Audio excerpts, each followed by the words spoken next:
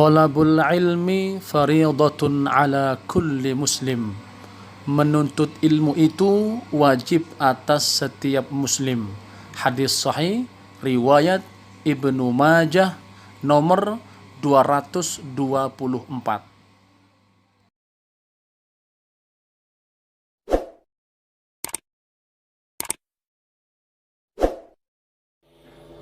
Assalamualaikum warahmatullahi wabarakatuh. Alhamdulillah alladzi arsala rasulahu bil huda wa dinil haqq liyuzhirahu 'ala ad-dini kullih wa kafa billahi shahida. Allahumma salli wa sallim ala sayyidina Muhammad wa ala alihi wa ashabihi ajma'in. Amma ba'd. Saudara-saudariku, uhibbukum fillah. Hukum arisan kurban. Mengadakan arisan dalam rangka berkurban masuk dalam pembahasan berutang untuk kurban. Karena hakikat arisan adalah utang. Sekelompok orang mengumpulkan sejumlah uang, kemudian diserahkan kepada yang berhak dengan cara diundi. Orang yang mendapatkan jatah giliran uang ini, hakikatnya dia telah berutang kepada seluruh teman-temannya yang ikut arisan. Sebelum kita bahas lebih lanjut, sebaiknya kita sebutkan di antara keutamaan berkurban.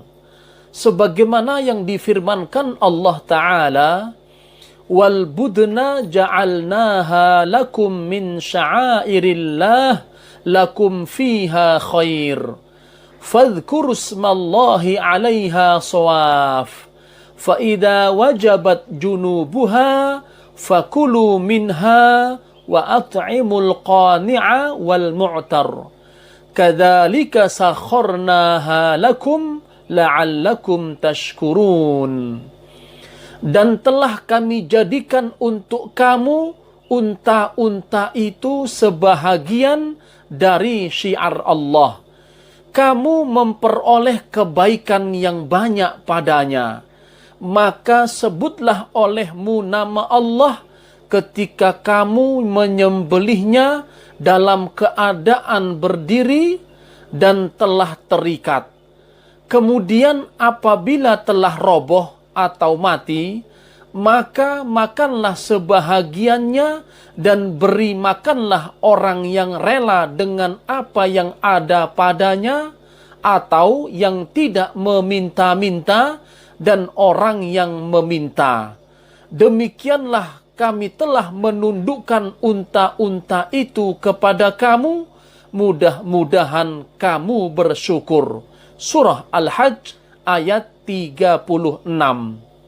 Ibnu Katsir mengatakan di dalam kitab Tafsir Al-Quran Al-Azim mengenai maksud kebaikan dalam ayat tersebut, yaitu balasan pahala di negeri akhirat. Sedangkan Mujahid mengatakan bahwa yang dimaksud kebaikan di situ adalah pahala dan kemanfaatan. Jadi, ayat tersebut menerangkan bahwa kurban itu akan memperoleh kebaikan yang banyak, sehingga sebisa mungkin seorang muslim meraih kebaikan ini meski dengan cara berutang. Mengenai hukum berkurban dengan berutang, ada perbedaan di antara para ulama. Sebagian ulama ada yang menganjurkannya meskipun harus berutang, dan pendapat lainnya tetap mendahulukan membayar utang.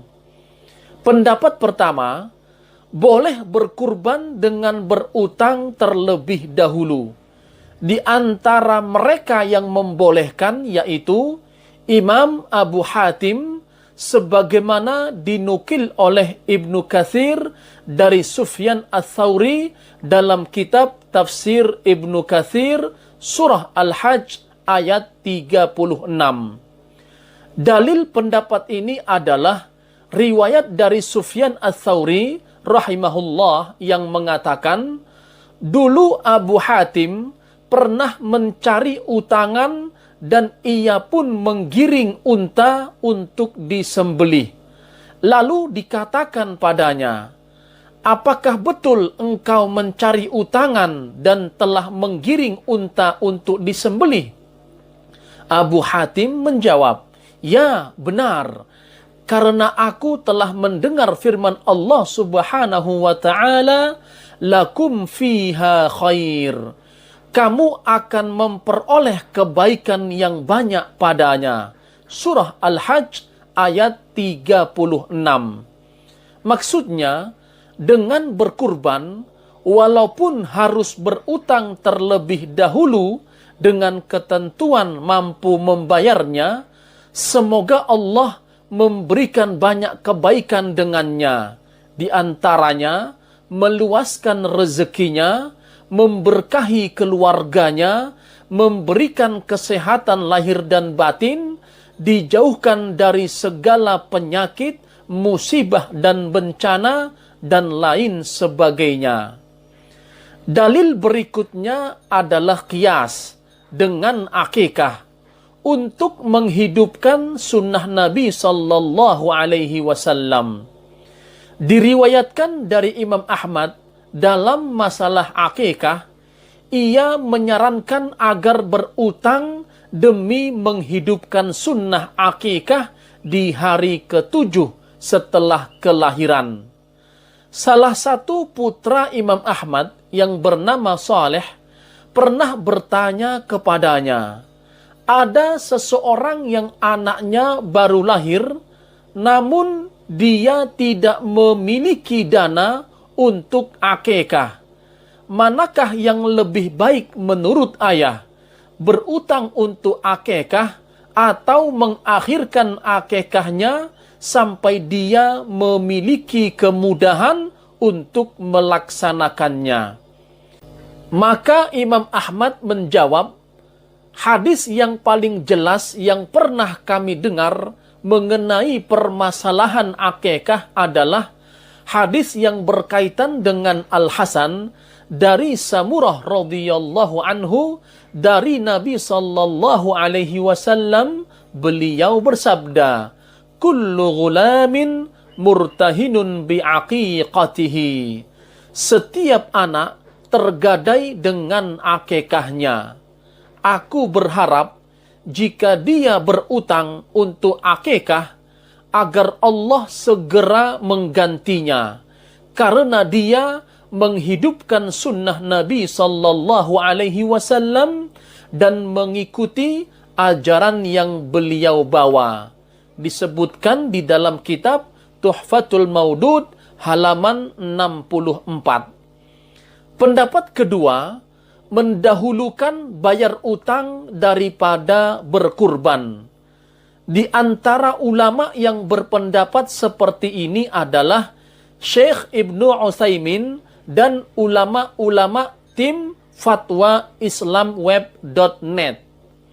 Syekh Ibnu Utsaimin berkata, jika orang punya utang, maka selayaknya mendahulukan pelunasan utangnya daripada berkurban. Disebutkan di dalam kitab Syarhul Mumti' jilid 7 halaman 455. Bahkan ia pernah ditanya tentang hukum orang yang tidak jadi berkurban karena uangnya diberikan kepada temannya yang sedang terlilit utang. Dan ia menjawab, jika dihadapkan dua permasalahan antara berkurban atau melunasi utang orang miskin, maka lebih utama melunasi utang tersebut. Lebih-lebih jika orang yang sedang terlilit utang itu adalah kerabat dekat. Disebutkan di dalam kitab Majmu'ul Fatawa dan Risalah Ibnu Utsaimin jilid 18 halaman 144. Sebenarnya pernyataan-pernyataan ulama di atas tidaklah saling bertentangan, karena perbedaan ini didasari oleh perbedaan dalam memandang keadaan orang yang berutang. Sikap ulama yang menyarankan untuk berkurban walaupun berutang adalah untuk orang yang keadaannya mudah dalam melunasi utang, atau untuk utang yang jatuh temponya masih panjang. Sedangkan anjuran sebagian ulama untuk mendahulukan pelunasan utang daripada kurban adalah untuk orang yang kesulitan melunasi utang atau orang yang diutangi meminta agar segera dilunasi. Jadi, jika arisan kurban digolongkan sebagai utang yang jatuh temponya panjang atau utang yang mudah dilunasi, maka berkurban dengan arisan adalah salah satu hal yang baik. Dengan mempertimbangkan dalil dari setiap pendapat, maka kami menguatkan pendapat pertama yang menyatakan boleh berkurban dengan utang dengan beberapa alasan. Pertama, saat ini banyak orang yang punya tanggungan utang dalam bentuk kredit motor, mobil, rumah, dan lain-lain. Kalau kita katakan harus mendahulukan bayar utang, maka sunnah Nabi Sallallahu Alaihi Wasallam yaitu berkurban lambat laun akan hilang.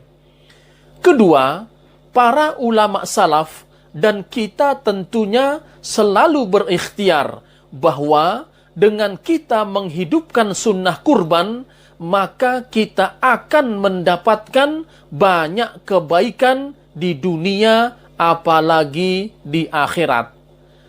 Ketiga, dalil pendapat pertama lebih kuat dan jelas sebagai bentuk menghidupkan sunnah Nabi Sallallahu Alaihi Wasallam. Wallahu alam. Wassalamu alaikum warahmatullahi wabarakatuh.